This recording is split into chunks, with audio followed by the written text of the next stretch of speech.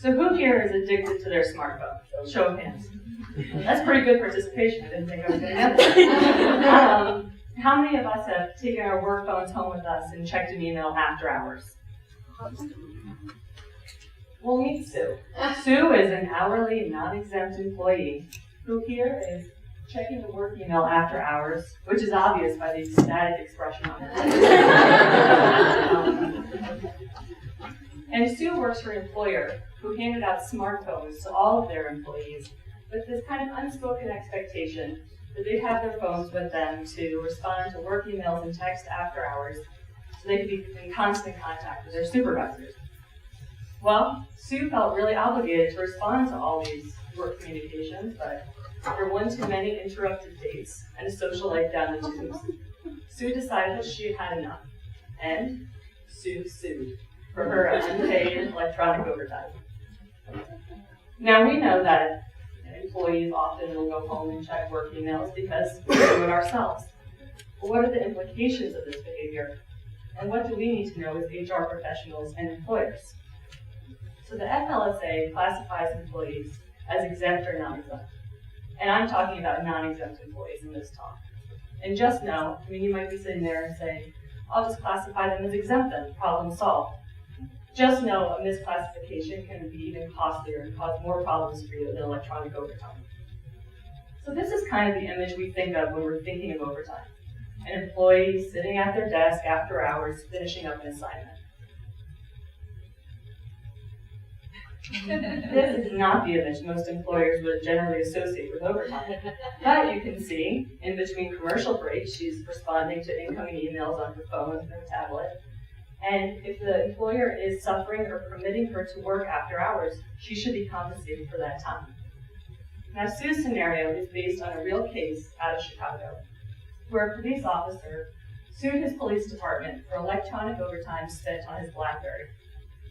This case was certified as a collective action, and it's been pending for over 4 years in court. So what's the takeaway? Take electronic overtime seriously. They're going to be paying a lot of court costs and showing people like me, attorneys, the money. So let's talk about two on-call scenarios.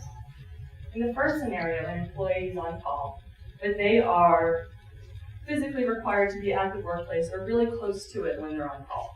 If it restricts their freedom of what they can do with their time, they need to be paid for the entirety of their time on call. In scenario 2, the employee only has to carry around a pager or a cell phone with them so that the employer can get in touch with them if needed. They're only responsible to be paid when they're actually in contact with the employer. So do you really need to pay an employee for 1 minute of time to respond to one work email each week? No. There's a de minimis exception, which means when it applies to work that's so minimal or impractical to record, but it's a gray area. There's no black and white determination of what is de minimis. A very general guideline is that if electronic overtime is less than 5 minutes a week, it's probably de minimis. If it's over 5 to 10, it should probably be paid.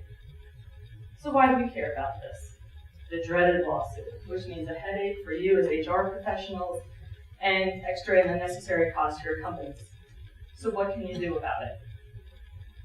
Develop a policy that prohibits off-the-clock work.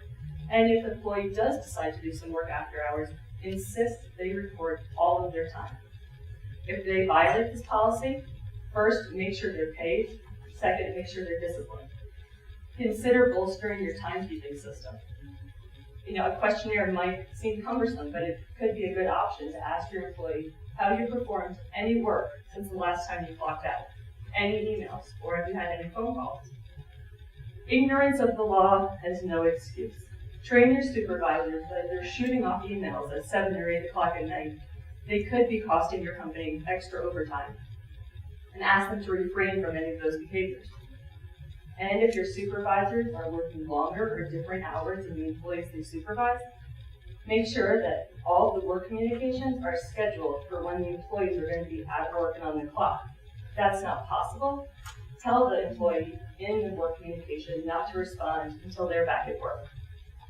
So why bother? This seems like kind of a hassle.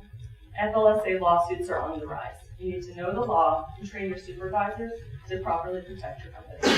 Thank you.